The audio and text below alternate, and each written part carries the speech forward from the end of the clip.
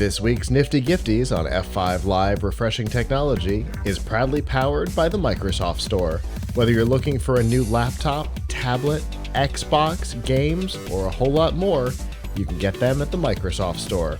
Remember, current students, faculty, parents, and active military can save up to 10% off almost everything.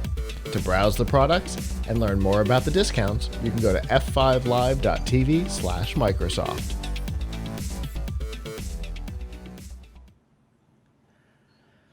All right, we talked a couple weeks ago about the new cards, video cards that were coming.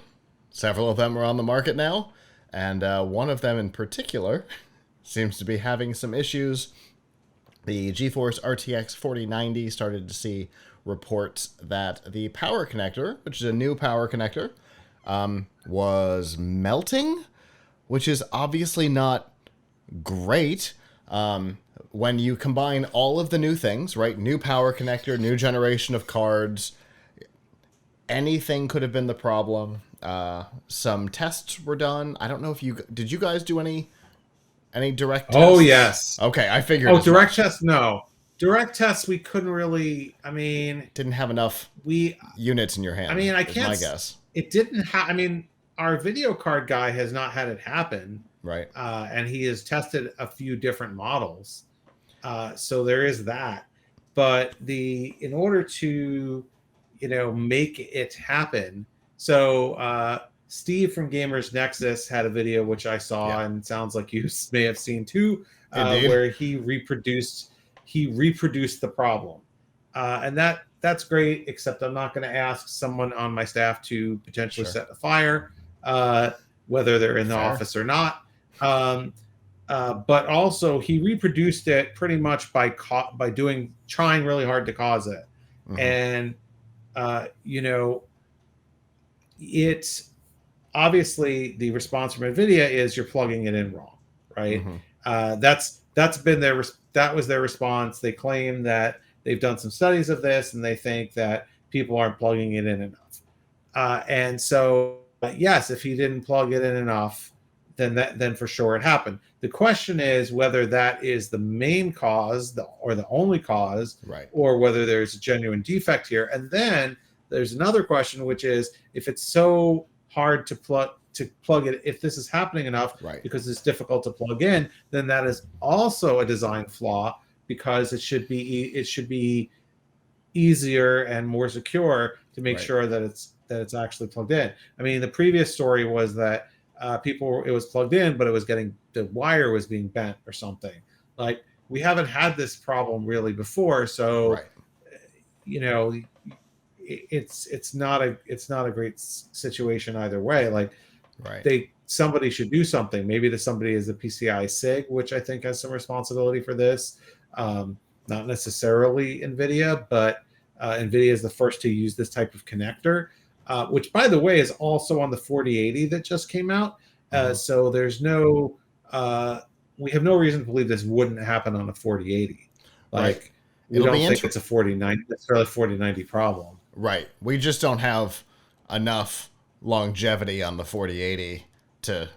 Right. It hasn't. I think it just started shipping, so I haven't yet seen any reports of this happening to somebody. According to Nvidia's own admission, they were aware of over 50 reports. Mm-hmm. I don't know how many 4090 cards have been sold, so I can't tell you what percentage of cards 50 is. That is now.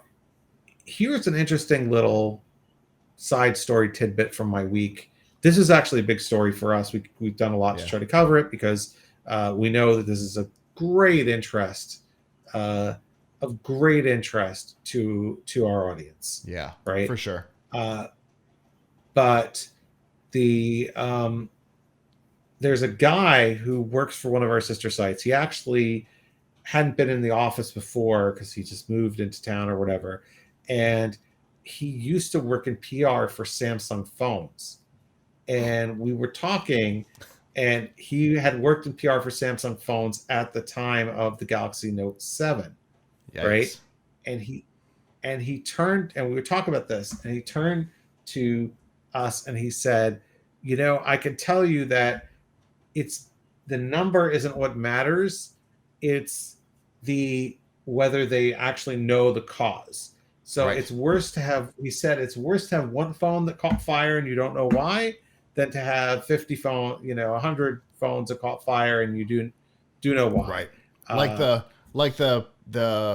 Sony PSP that caught fire in the kid's pocket in school. Right. Sony never did figure out what happened there.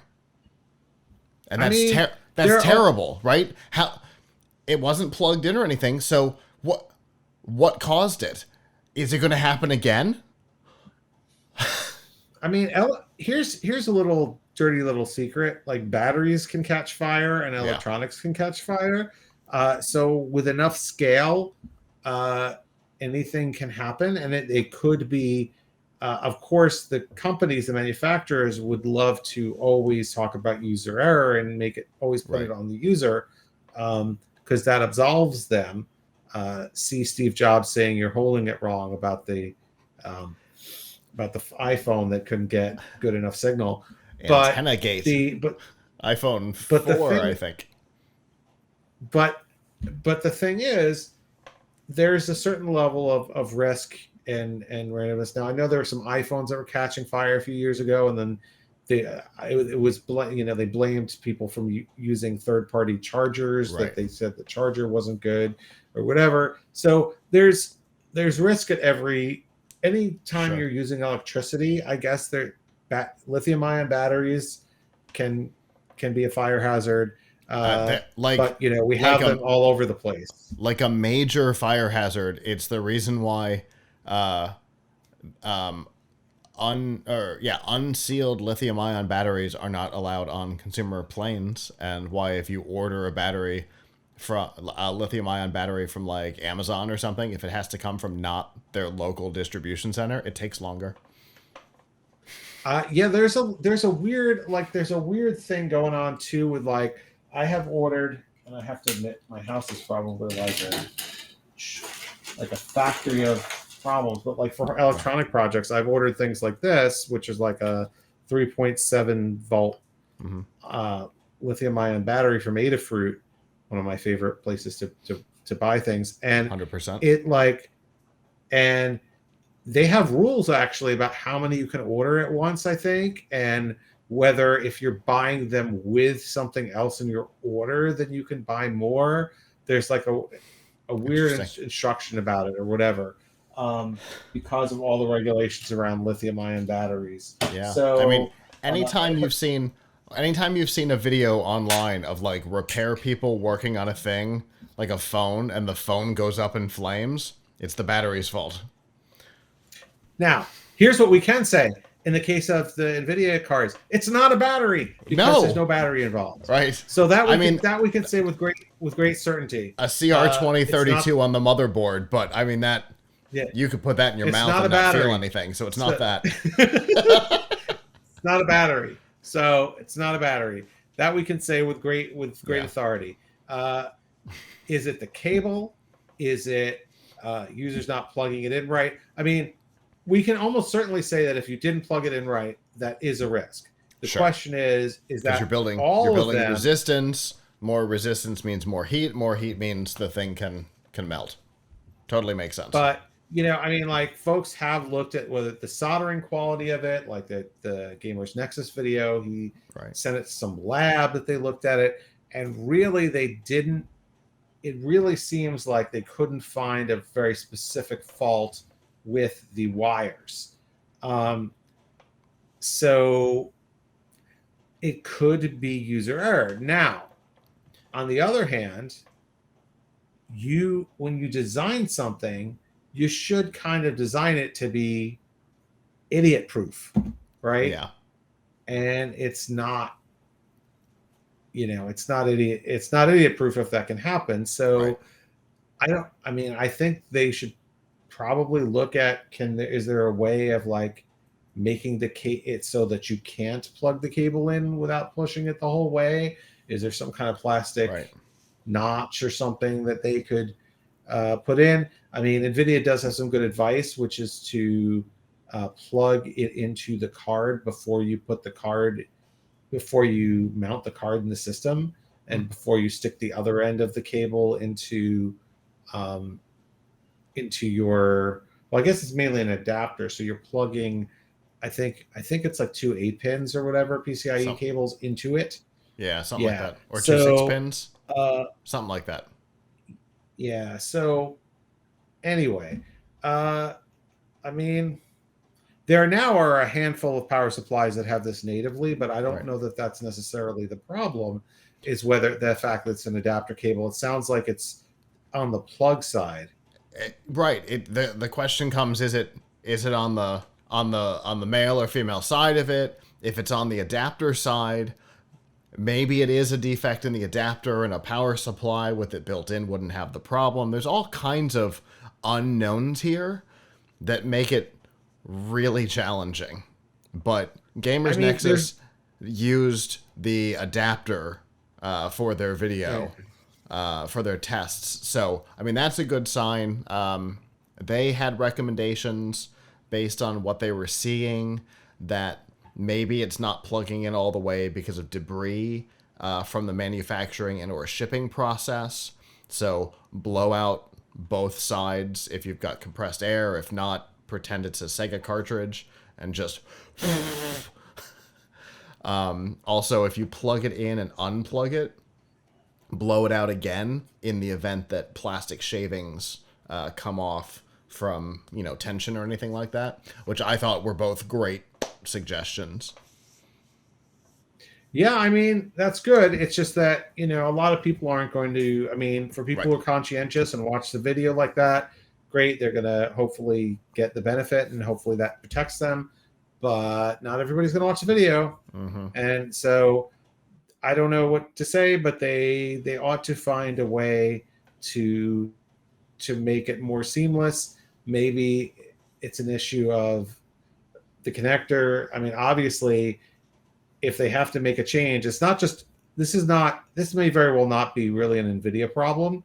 This may be a PCI. I mean, it is Nvidia's problem, but it may not be. It may just be because they're the first to use this type of connector. Right. Totally possible that there's a design mistake in the connector itself, which would be massively unfortunate. Yeah. Also, AMD threw some shade Nvidia's way. Yeah, they did. tweeted a picture of their connector and said something like "Stay safe for the holidays." Yeah, because they still use the old connector. I saw that. It's a fascinating industry in which we live, but obviously, we're gonna keep an eye on this because, at least 50 units that we know of. Hopefully the actual cause, because like you said, it could be a marketing department cause. Hopefully an actual cause and a permanent solution are figured out here soon, and we will definitely keep you up to date on that. Hello, YouTube. Thanks for watching, and I hope you enjoyed this episode of F5 Live Refreshing Technology. If you did, please subscribe to the channel down below, and of course hit the notification bell because we know that subscriptions don't mean much on YouTube anymore. If you've got topics that you'd like us to talk about in the future, please comment them down below. And if you'd like to not follow us on YouTube, there's lots of ways that you can follow along with our content by going to plughitslive.com/subscribe. There you'll see all of our shows and all of the ways that you can watch, listen, and follow along.